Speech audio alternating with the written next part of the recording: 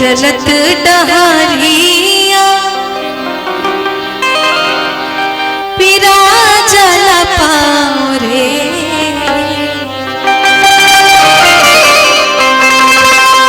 चलत डहरिया